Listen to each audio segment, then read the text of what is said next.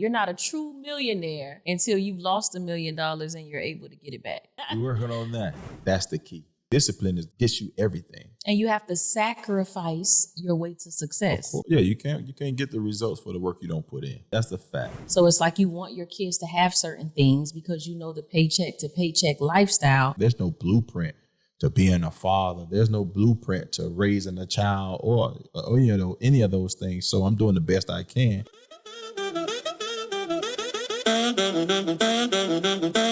You're listening to Real, Raw, and Real Estate, where love meets legacy, faith fuels hustle, and we turn real estate into real impact. And we're your hosts, Daryl and Tanisha Williams, husband and wife, power couple, building generational wealth, one deal and one deep combo at a time. Let's talk faith, strategy, and the truth behind the journey. Let's get into it. I'm sure that everybody can experience living from paycheck to paycheck. I don't know if everybody can experience it. I know some people out there, they pretty all right, but no. We're not speaking directly to them. Here's the thing, though. Even millionaires, unless people just inherited the millions, people talk about the ups and the downs and the highs and the lows. You know, they always say you're not a true millionaire until you've lost $1 million and you're able to get it back. Yeah, that's what they say. We're working on. We're working on that. So let's talk about it.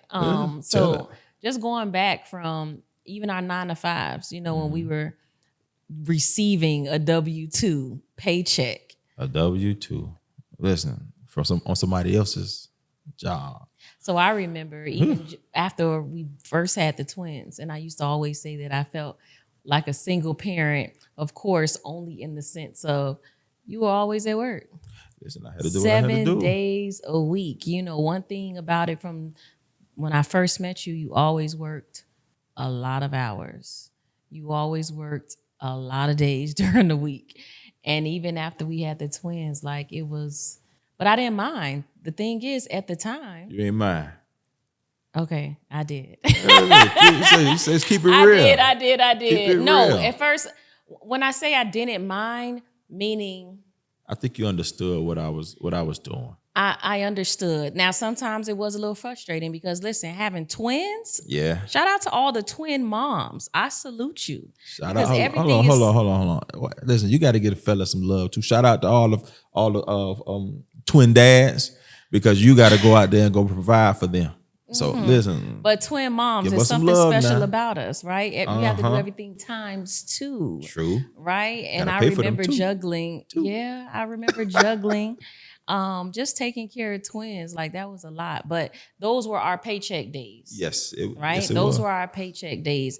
And here's the thing, the same way we saved and we work hard for our business, remember the dream wedding that I wanted. So here's the thing, you guys. Ooh. He didn't understand what a real wedding was. He thought that we were going to cook. His family was going to cook. We're going to barbecue. And they were going to barbecue. Yeah. At my wedding. What was wrong? Listen, call it what you want. I thought we was all right, man. Cook. I had to let him know that's not the style wedding that I was looking for, right? You want to walk around with pinkies up. But guess what? You made it happen. Of course. I remember literally you sacrificing, still working hard, and you made sure that I had that dream wedding. Yeah. And this is why I tell women all the time, I know we're talking about paycheck to paycheck, but women, you have to, when you're looking for the right guy, do not look for the guy that you have to change. Look for the guy that has the qualities that you want with or without you. With or without me, you're a family man. With or without me, you are a provider. So even in our paycheck to paycheck days, we didn't go without.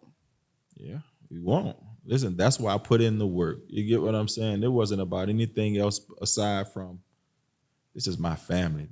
I want you guys to have everything. So it is what it is. If I got to put it on my back, I got it. So if we're talking about transitioning from paycheck, it's not that we can't relate to a struggle. It's just that we were always willing to sacrifice. That's the key. You get what I'm saying? Sacrifice and discipline. Yeah. I think that goes without saying. Discipline is gets you everything. And you have to sacrifice your way to success. Of course. So that's the whole idea, that whether you're working a 9 to 5 or you're heading up a business, if you're not willing to sacrifice your way to success, I mean, what do you always say? You can't, what is it that you always say? You can't want the results. Yeah, you can't get the results for the work you don't put in. Yeah. That's the fact. That's the fact. And it rings in my head daily. I want my family to have this. I want my family to have. I can want it all day, but if I'm not putting in the work to make sure it's achieved, we can attain those things, then it's just a conversation. It's just a dream. I'm been awake a while, so I got to make it happen. And thinking about when we first started Elite, because people think that there's such thing as an overnight success, when really overnight means you crazy. 1 year, 2 years, or even if the success did happen in 1 year, that we were staying up late, 2, 3, 4 in the morning. Remember when I used to weeks send at a time. emails to the agents 2, at 3 3, in the 4 in the morning. morning? Absolutely. I didn't know about scheduling emails, right? I didn't know you could schedule the email to send at 9 a.m. the next day. In the middle of the night, and it was like, listen, hey, babe, wake up. Listen, I'm already up. I got to send this. I got to send this too. Right. Like, we were at the serious. office 11 p.m., 12 a.m., 1 a.m.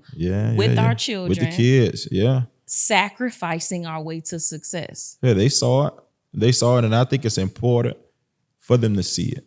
Yeah. You get what I'm saying? Not just experiencing life. And no. You were there at the office too. I remember the pictures in the post with the twins in the wagon and y'all going door knocking, and it's 90-something degrees at night. Listen, putting in the work. Absolutely. And here's so what about that? As a parent, coming from where we come from, where it wasn't a silver spoon, right? So it's like you want your kids to have certain things because you know the paycheck to paycheck lifestyle, but yet and still you have to teach them some type of sacrifice too, because if they're too spoiled, then they don't know how to put in the work. Yeah, then it's unfamiliar to them. As a parent, where you want to give your child so much that you didn't have, but yet you also see the need. Let's talk about DeAndre real quick for an example. DeAndre, our oldest son, where you always say he's nothing like you. Let's be real. That hustle. Number one, how does that make you feel? And number two, how are you transitioning as a dad to where he's still getting that hustle instilled in him because it's still important? Or is it even important? Or is it okay, for some children to just inherit the soft life? I wouldn't know. I'll be honest with you. I wouldn't know. I wouldn't know what it's like to inherit a soft life. Granted, his journey is not my journey. That's why I say he's not like me. He didn't have to make the sacrifices that I made. Granted, he's 19. He's the same age right now that I was when he was born. So for me, it's really full circle. But to answer the question, he didn't have the struggle that I have. Right. So I got to give it to him from the ground up. He has, like right now, DeAndre is not just put in a position to take off where I left off at. He's getting the groundwork. Like right now, he's understanding the operations of it all. So he's starting from the bottom. How is he? The people DeAndre don't know. right now is in operations, meaning he's working the front counter at the office. Everything real estate. When he leaves there, he pulls up to the properties either through the week if I'm having inspections done, checking up on property, checking up on work with the contractors, giving orders or giving my orders and being my extension of myself. I think he takes pride more in that, but it's important for him to be well-rounded. I'm not sugarcoating it. I'm not talking to you soft. I mean, granted, it's my son and I love him, but I got to give it to him raw because he has a different lifestyle right now than I have. So I'm doing the best I can, just like we say all the time. There's no blueprint to being a father. There's no blueprint to raising a child or any of those things. So I'm doing the best I can with who I am, honestly, and I believe that's where it really starts. Raising a kid while being a kid is confusing. You get what I'm saying? Granted, I'm going to do what I want to do. I know I got my responsibilities and I handled my responsibilities early on, but my mindset was still, I was a 19, 20-year-old kid. You get what I'm saying? So it was just, I thought I did the best I could, but I really realized you spoke about me being at work all the time. Thought I had to handle my responsibility, but the time that I didn't spend with him very early on, some of those things he doesn't like what I like. You get what I mean? Well, then he didn't take the sports like I took the sports very early on, but right now, I don't know where it came from. He's telling me about certain football teams. He's telling me about, I guess it comes full circle at some point, but maturity wise, as a parent, I wasn't there. I think it was before I turned 30 that I actually told you, I said, man, I don't think I was a good father to DeAndre earlier on because I didn't put in a lot of time with him. I paid for everything that needed to be paid for, but as far as having them on my hip or always having them right here with me when I was doing whatever, but I was at work. I had to do what I had to do. I guess that's why I see the transition now, right? Where you are spending all the time, with the twins and making sure that even with DeAndre, that the time is spent there. So going back from paycheck to paycheck and then just receiving the blessings that we have from Elite, I think it's important to know that from the beginning, our mission was never money. No, it was impact. The model for Elite was passion over paychecks, right? Correct. And focusing on the people, and let the profit be the byproduct, right? And we were able to experience success quickly, if you consider 2-3 years quickly, right? Where we were able to move into a different property, have a certain amount of savings, start investing in properties. How was that transition for you going from a paycheck from a company to now as the head of the household, really being able to lead in business and for the family? And now it's not a thought to where, hey, if this is where you want to take the family or this is where you want to go, like how do you still remain responsible and not too prideful, staying humble, all at the same time? I'll be honest with you, it's surreal at times, but again, I can't help but to go back to where I was. I think we spoke about this on the last episode, meaning my mindset was to provide, and just remaining, I guess, disciplined, wanting to get the family to a certain place, and understanding that in order for us to get there, I had to do what I had to do. What is that? What is I had to be disciplined. We like to say success is in your routine. So developing a successful routine, remaining disciplined, not listening to the outside noise and the distractions, just being diligent, doing the work, being consistent. Consistency is key. Consistency is key. Those things have allowed us to transition from where we were to another level, to the next level. And again, people may see where we are now and think, oh, hey, well, we may have made it. But in actuality, you and I both know we're nowhere near where we think we should be or nowhere near where we plan on being. I remember when we got the first office in Davie, Florida, signed that lease, took that picture, shaking those keys in front of the door. I remember all of that. And before anybody even came in that office, any agents came to the office, I remember you sweeping the floor. I'm assembling either a desk or something, and you're praying, walking around in that office, praying for not just the business. You were praying for the agents and their families and their success. So faith and God has always been in the forefront of business, of Elite Realty Partners, and not just Elite Realty Partners. It's been in the forefront of our lives and our lives personally. So again, I just think how you do anything is how you do everything. If you're rooted in God and you have good intentions, and it really be good intentions, it's blessings. There's only blessings that can come out of that, in my opinion. One thing I like to always say is that who you are personally spills over into who you are in business. And I think that because both of us were brought up knowing who God is, being faith-based, it has spilled over into our business.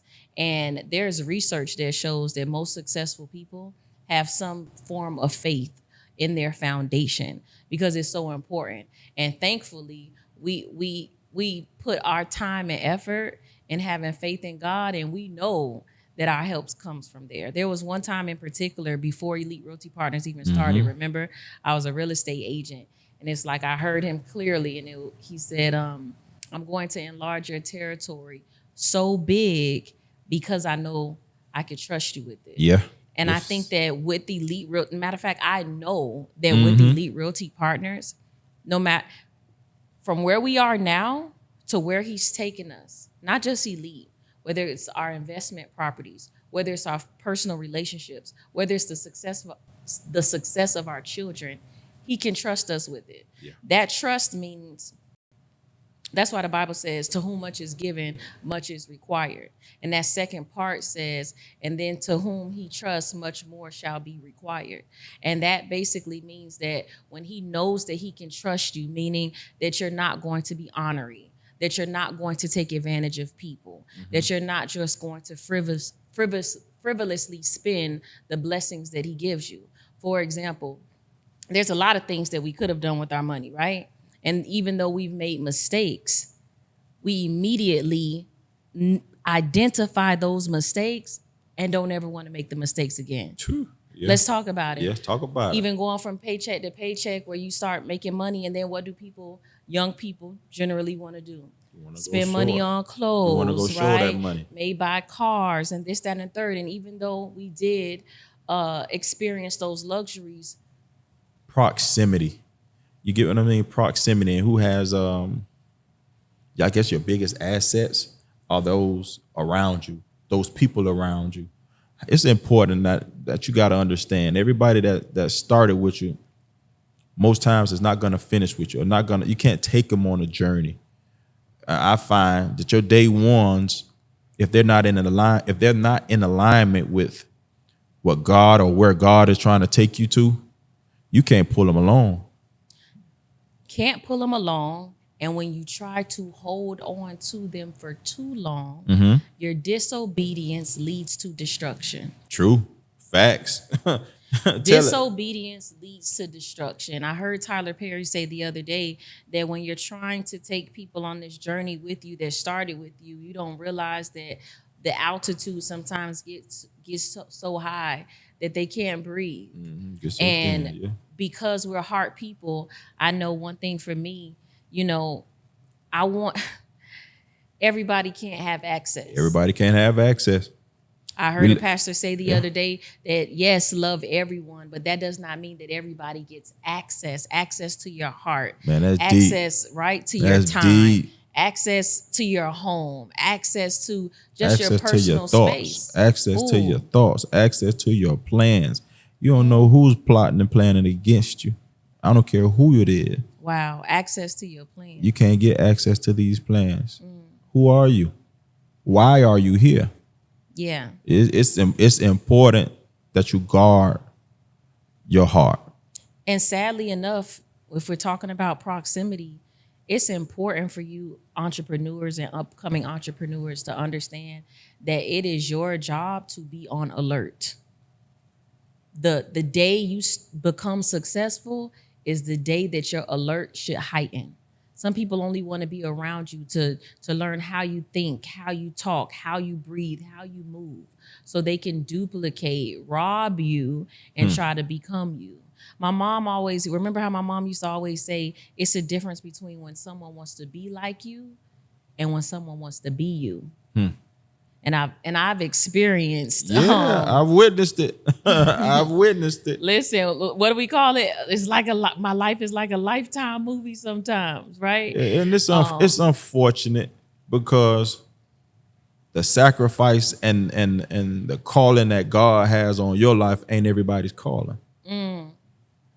But people see and they want. That's why I say it's important. It is extremely important to have that circle tight. And don't be. I didn't understand. You can be loyal to a fault. I've been that. I've done that. I've experienced that. It doesn't end well. Yeah. And one thing about it that I've learned is that When somebody loves you and when somebody rocks with you, there is nothing that you can do that's going to make them stop rocking with you. Right. But when somebody doesn't rock with you or has ill intentions, there is nothing that you can do to make them rock with you. And oftentimes we become people pleasers in business and we become people pleasers in our personal lives, not realizing that we can bend over backwards for people, but that's not going to make them like you anymore. You know, TD Jakes says that people don't make an announcement when their admiration turns into envy. Ooh. There's not an announcement made. So it's up to you to ensure that you are spiritually inclined to discern those things. Discernment. And when you don't activate on a discernment long enough, it's going to lie dormant or deactivate. You know, how do you make sure that your discernment is continuously activated? By reading the word, by ensuring that what you're listening to, you know, is positive and not steering you away from your spiritual foundation, you know, your emotional foundation. Like, you have to be emotionally, spiritually, physically equipped to not just sustain in business, but thrive in business. Exactly. Speaking of discernment, you know, discernment is so important when identifying when it's time to leave that 9 to 5. Go into full-time entrepreneurship. Full-time entrepreneurship. Discernment is definitely needed because you gotta know. Well, at least for us, I wanted to make sure that we were following God's orders. You get what I mean? Yeah. I wanted to ensure. I knew we had God with us, but is this really what God wanted us to do? If this is what God wants you to do, then you need to go ahead and be obedient. And here's the thing: feeling fearful is normal. It is. You know, there's a saying that goes, if it doesn't scare you, you're not thinking or dreaming big enough. So we want to ensure that for all of you who are thinking of turning your 9 to 5 into full-blown entrepreneurship, this podcast is for you. We sold that house because of misinformation. We sold that property for, I think, $225,000. We barely made a profit. We made a profit, and what happened that next year? The value of that house went through the roof. He sold the house for probably maybe like 3 years ago, at least $450 or something like that. Magically, they're all, hey, come on inside. How you doing? I said, hey, I just bought this house. What do you mean you just bought this house? This is my house. My stomach, my throat went down to my stomach. The person who I bought the home from acquired the home fraudulently.